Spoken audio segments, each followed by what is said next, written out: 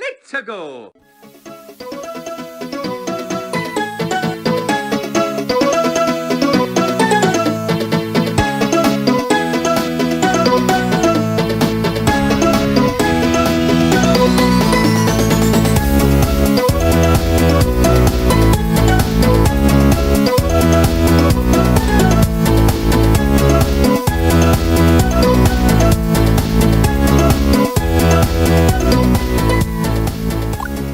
Here we go!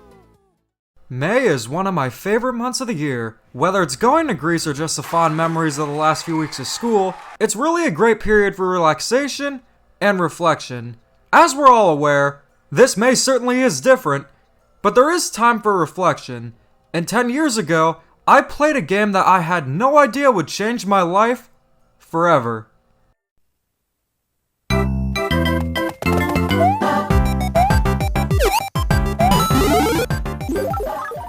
New Super Mario Bros. Was a game that got me into Mario, Nintendo, and really got me into gaming.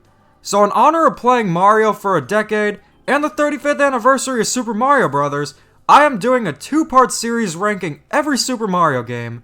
Originally, it was going to be one big video ranking the 2D and the 3D games together, but then I got a recommendation from J-To the P. Moreno suggesting to rank the 2D and the 3D games separately. Looking at the list combining the two, that was a much better idea. The games are just too different from each other, and it's like ranking apples and oranges. They're different things. But before I get to the list, here's what won't be on the list. No ports, no remakes, no compilations. That means no Super Mario Bros. Deluxe, none of the Super Mario Advance games, no Super Mario All-Stars, or anything like that. I might reference them, but they won't be included as separate entries on the list. I also debated whether or not to include Super Mario World 2 Yoshi's Island, Wario Land Super Mario Land 3, and New Super Luigi U, and I eventually decided not to. The first two only have the Super Mario subtitle to kickstart the Wario and Yoshi series respectively, and as for Luigi U, you don't have to play as Mario to have a Mario game, but he's nowhere to be found. But those are really the only exceptions. You might be surprised what actually qualifies as a 2D Mario game, and this is according to Nintendo as well. But what will those games be? You'll find out. And keep in mind, just because a game is ranked lower, doesn't mean that I hate it. You will know 100% which games I'm not too fond of, but it's fine if you like them. But other than those select games, I've enjoyed every 2D Mario very much, so without further ado, here is every 2D Mario game ranked.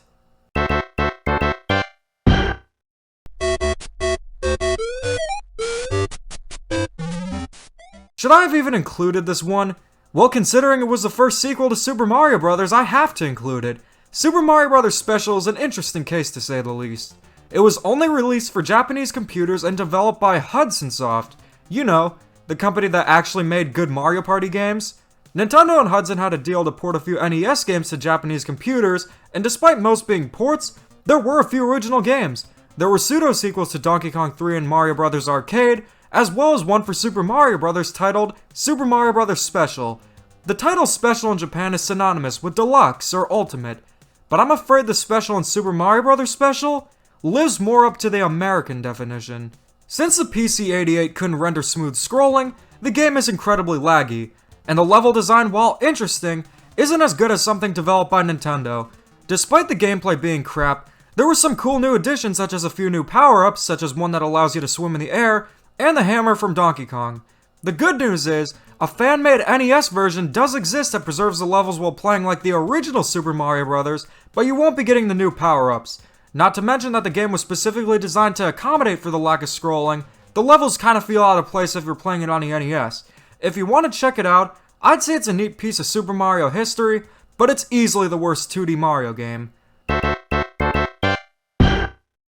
The first official sequel to Super Mario Bros., Super Mario Bros. The Lost Levels, also known as Super Mario Bros. 2 in Japan, was released for the Famicom Disk System in 1986 and released in 1993 in the rest of the world under the Super Mario All-Stars compilation.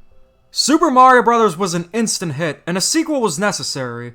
And I'm sorry to say this, but The Lost Levels is easily the worst mainline Mario game. Super Mario Bros. Special is debatable whether or not it's a mainline game, but there's no question about it, Super Mario Bros. The Lost Levels is a mainline game. You might think at first that I hate the game because of the difficulty. The difficulty is what makes the game so notorious. But to answer that question, no, I don't hate it because of the difficulty, and I don't hate the game either. It's just very mediocre. The Lost Levels is the most unoriginal game in the Mario series by far. The game looks identical to the first game, and plays exactly the same. If this game never existed, the most we'd sacrifice is red piranha plants. That's all it added. Red piranha plants. But even though I don't dislike the game because of the difficulty, I have to bring it up. The game is clearly designed for people who beat the first game, and it's also known as Super Mario Bros. For super players for that reason. And for that, it's fine. If you want an extra challenge after beating the first game, it's good for that. It's actually very fun trying to beat the game. But my main issue with it is how derivative of the first game it is. It just feels like a glorified ROM hack. The game was finished in 4 months, and it's clear the game was pushed out as fast as possible to push sales for the Famicom Disk System, and for that, I'd say it's the Pokemon Sword and Shield of the Mario franchise. Except, the only difference is that the Lost Levels is at least somewhat enjoyable. Remember how I said there are some entries that are considered mainline that might surprise you? This is definitely one of them. Super Mario Run was released for iOS in December of 2016, and 2017 for Android. This was the first mobile Mario game, and to say the least, Nintendo's journey through the mobile world has been interesting to say the least. And by interesting, I mean it's been kind of a rocky road. For what Super Mario Run is, it's actually pretty good. It's a good mobile adaptation of 2D Mario, and it's fun to play. But I have so many issues with the game, just like Nintendo's other mobile masterpieces. What's the main appeal of a mobile versus console game? Mobile games you can play anywhere. Have a 10-hour flight? Just break out your phone and play some games. But with Super Mario Run, you always have to be online. This is a horrible thing present in every Nintendo mobile game, and this poses so many problems. For one, if you're on a plane or the subway where there's little or no internet connection, you won't be able to play it. Even Sonic knows this is a horrible idea. And Sonic? Well, he's the king of horrible ideas. I can play Sonic Dash anywhere, but not Super Mario Run? What the heck? And second, this is very concerning for the preservation of the game. If the game needs a constant internet connection and the servers go down, how will it be able to be preserved and how will it not become lost media? Nintendo should know that trying to prevent piracy by being anti-consumer never works. I don't approve of piracy, but just look how the cartridges and mini DVDs worked out for the N64 and GameCube respectively. But other than that critical issue, the game achieves its goal of what it's supposed to be. It's a competent mobile adaptation of 2D Mario that's pretty enjoyable and has some great features. I would love to see more playable characters in the next 2D Mario. Super Mario Run isn't a bad game by any means, it's just held back by the stupid always online requirement and other questionable things. The $10 price tag held it back from consumers, but you know what? After seeing Mario Kart Tour's $40 for Pink Gold Peach, $10 is pretty much an afterthought. Really though, it should have been free to play, with characters being able to be purchased. And no, not for $40. Or no loot boxes. Mobile games are still something Nintendo struggles to comprehend, and I hope one day they'll be able to make games that ditch the stupid online requirement and don't have the invasive microtransactions like Mario Kart Tour has. Out of all the 2D Mario games, this is by far the one that's the most disappointing for me. New Super Mario Bros. Is a game that not just got me into Mario, but gaming as well. New Super Mario Bros. And New Super Mario Bros. Wii were excellent games, and I feel like they get a bad reputation because of the later two entries. Nintendo hit it big with New Super Mario Bros. And New Super Mario Bros. Wii, so to capitalize on its success, they made another New Super Mario Bros. Game for the 3DS. The 3DS could display 3D without glasses, and was a goldmine for new ideas and possibilities. But instead, New Super Mario Bros. 2 added a pointless coin gimmick and just regurgitated Wii. There's nothing wrong with the coin idea, but they're useless. The game is far too easy, and lives are pointless anyway, so the 1-ups aren't an incentive. There's no shop to spend the coins in, the actual reward for collecting 1,000,000 coins is abysmal, and there's not even an explanation why you're collecting coins in the first place. How hard could it have been? Peach's castle has been taken over by Bowser, and his minions then wreck the castle. It's up to Mario and Luigi to repair the castle and save Peach. Collecting coins would repair the castle, and unlock levels that take place in Peach's castle. And I just made up that incentive in less than 5 minutes. There's no excuse why they couldn't have come up with a reason. And that's a main issue with the game. Everything in the game has been done to death before, and it literally feels like a hack of New Super Mario Bros. Wii, with the raccoon suit and coin gimmick. The world themes are reused, the presentation is literally Wii, and there's no new music. This is a game that I personally have the most distaste for in the entire Super Mario series, but I can't deny it's still fun to play because even though it's unoriginal, Wii was an excellent game, so here's more of it. New Super Mario Bros. 2 isn't horrible, but it's so derivative, unoriginal, and disappointing that it's far from what I call great.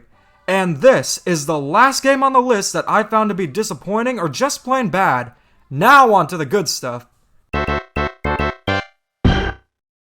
The first handheld Mario game, Super Mario Land, launched with the Game Boy and was great. While the game is short and the controls are somewhat off, the game does so much right.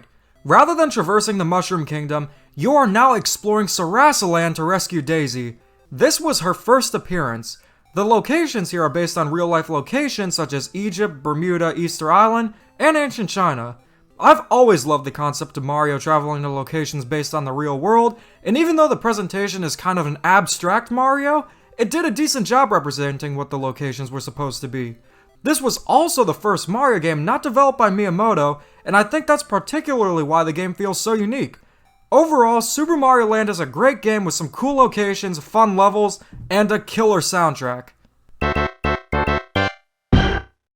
The game that started it all and established gaming as a new form of entertainment instead of a fad in North America. Super Mario Bros. Is single-handedly the most important game ever made. So why is it placed low? Because this list is ranking the games on based how much I enjoy them, not what they did for the industry.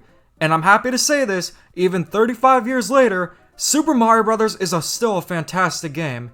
The level design is great, the controls are great, the music is great, and the difficulty is good too. I've played Super Mario Bros. Probably thousands of times, and I never get tired of it. What more can be said about it? It's a great game that's aged well and set the standard for what gaming should be. And the good news is, it only gets better from here. This opinion might be unpopular, but I actually prefer Super Mario Bros. 2 over the first one.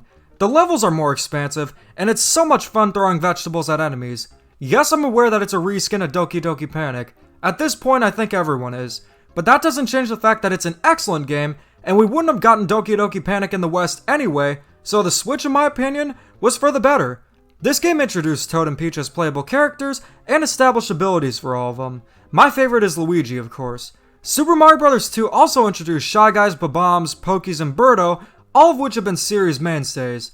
As much as I want the next 2D Mario to have elements from Mario 2 such as turnips, for the time being, there is no other Mario game like Mario 2, and it remains a solid and excellent entry.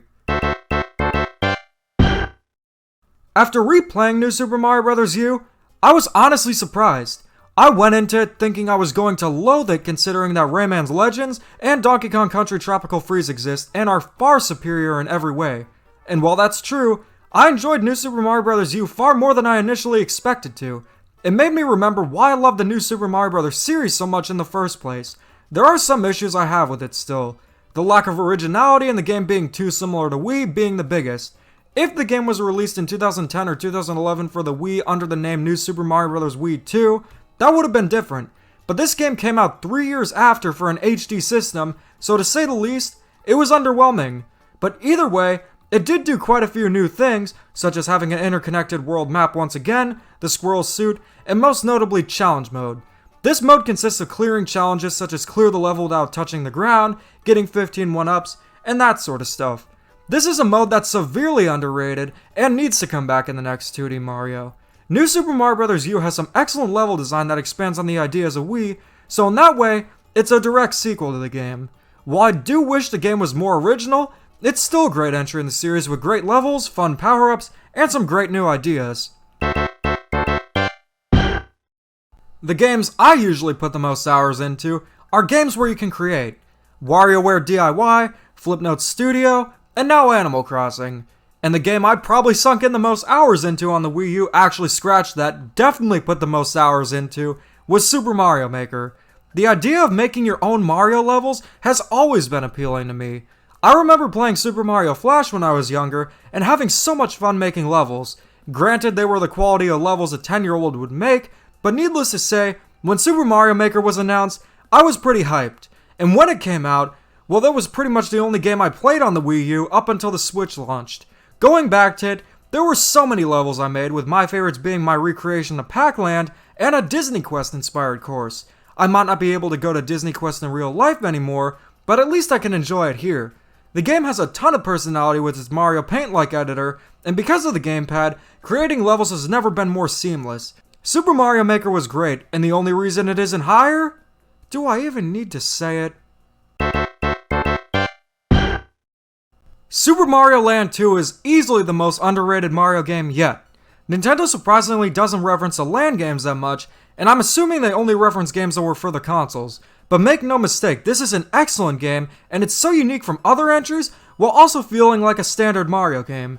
For one, you can travel to any world in any order, and the world themes, they're not your traditional grass, desert, beach, and lava worlds, but instead, you're getting a Halloween-themed world, a world where Mario's the size of an ant, and a world that takes place in a Mario robot, just to name a few. There are a lot of returning enemies, but many new ones as well. And instead of rescuing a princess, Mario is taking back his castle from Wario, which he stole. This marks Wario's first appearance, and I would love to see him return as a villain in a mainline Mario game again. But despite everything new, it still plays and feels like a Mario game should. The presentation is very similar to Super Mario World, and the controls are great. If you've never played Super Mario Land 2, you definitely should check it out because it is truly an exceptional game and is highly underrated. I think most of you saw this coming. New Super Mario Bros. Was the first Mario game I ever played, and was the game that got me into the series. It was the first new 2D Mario game to be released since Land 2 at the time, which was a 14-year gap. If you've never played New Super Mario Bros., the best way to explain its gameplay is a 2D interpretation of Mario 64. A lot of Mario's moves from 64 are here, such as the triple jump, wall jump, and ground pound. It gives the game a unique feel from past 2D Mario games, and it plays great. What else they did here is add collectibles in levels. Super Mario World had the Dragon Coins, which were unnecessary, but New Super Mario Bros. Added the Star Coins, which are way more useful, because you can buy Toad Houses with them, and they're required to 100% the game. It's not just that. The Star Coins change the way you play Mario. It's not just about beating the level anymore or finding the secret exit, it's about exploration. Collecting the Star Coins is an excellent feature that brings in a ton of replay value, and to say the least, New Super Mario Bros. Was the evolution of 2D Mario into the modern era, and it's great. The levels are fun and are well designed. The bosses are actually unique, with my favorites being World 7's boss and World 6. The new power-ups are cool, with my favorite being the blue shell. I'd love to see a return. And overall, it's an excellent game. I'm very glad that this was my introduction to the Mario series, because it is truly an exceptional game, and is definitely deserving of being ranked amongst the highest 2D Mario games. These last four were very hard to rank. Let me tell you, it was tough. Unlike with my every Mario Kart game ranked video, it was hard choosing these because they were very close to each other in how much I enjoyed them. So consider these 99% close to a tie. At number 4, we have Super Mario Maker 2. Remember why I ranked Super Mario Maker lower? That's because 2 exists. Come on guys, it's like comparing Windows 98 to Windows XP. While I have fonder memories playing the first game and I feel my levels were more creative, there's no doubt that Super Mario Maker 2 is a better game. While Super Mario Maker may have been more quirky with its Mario Paint style interface and interactivity, and the gamepad makes level design a bit easier, Super Mario Maker 2 just has way more content.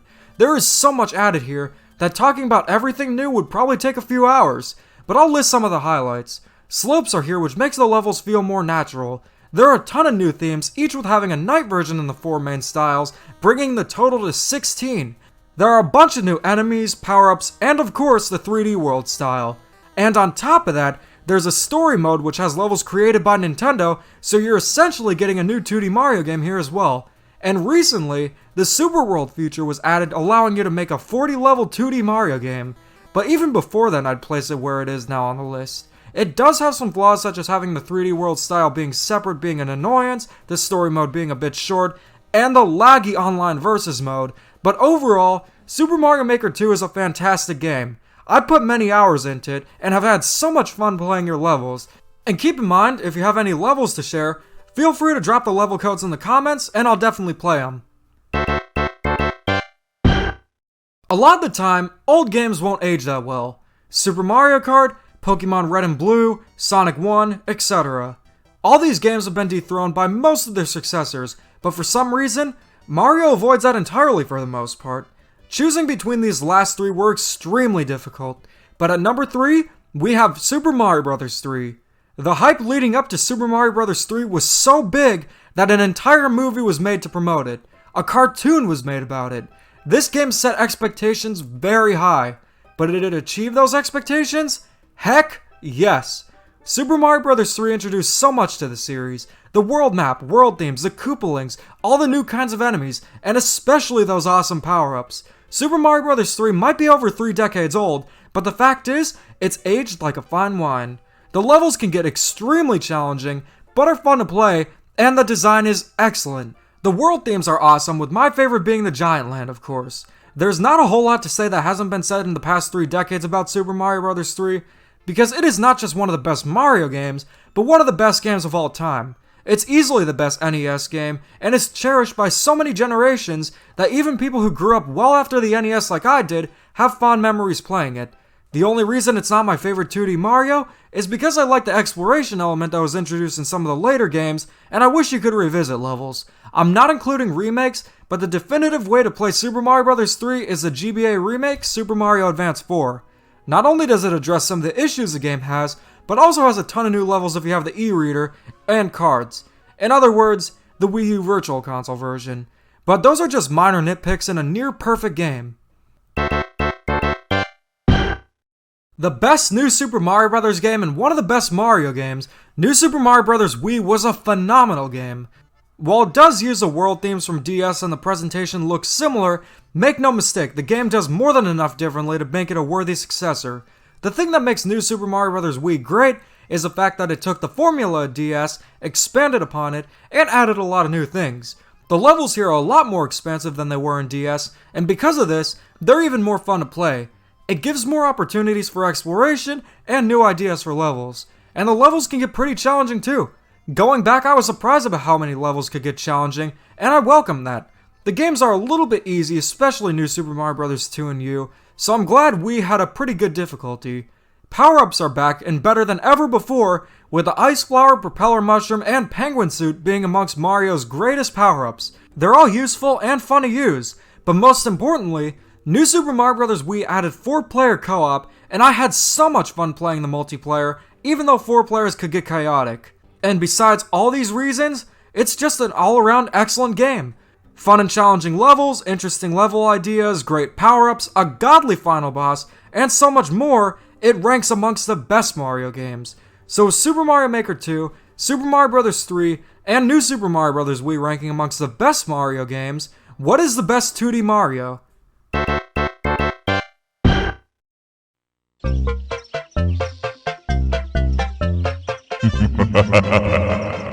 Nice of the princess to invite us over for a picnic, eh, Luigi? I hope she made lots of spaghetti. The best 2D Mario game is one you may not have played, but have definitely heard about. Released in 1994 for the CDI, Hotel Mario was a phenomenal game. I don't even need to say it, because we already know what they all say. All toasters, toast toast. I'm only kidding. Make no mistake, I like Hotel Mario, but it's not a 2D Mario game. Just wanted to throw you guys off.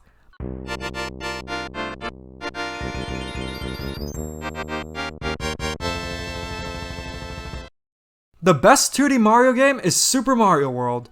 Like I said before, this was a very hard list to make, but Super Mario World is the best 2D Mario game for so many reasons. Like with Mario 3, the game has aged like fine wine.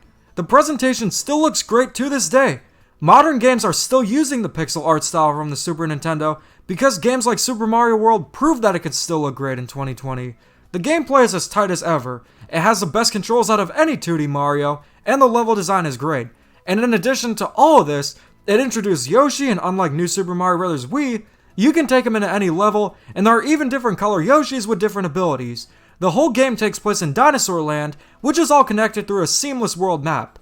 It makes you feel like you're on an adventure, with plenty of secret exits and areas to find. Super Mario World is outstanding, and remains the best 2D Mario game. So what do you guys think? Do you agree with my list? Making this list was very hard, and ranking the 2D Mario games had some very close calls. Really? You could just rearrange the last 4 games, and I would still consider the list accurate to my opinion. It's that close. And what is your favorite 2D Mario? If I had to guess, it's either New Super Mario Bros. Wii or Super Mario Maker 2. Join me in the next video where I rank every 3D Mario game, and as always, thanks for watching and keep calm and Dada on.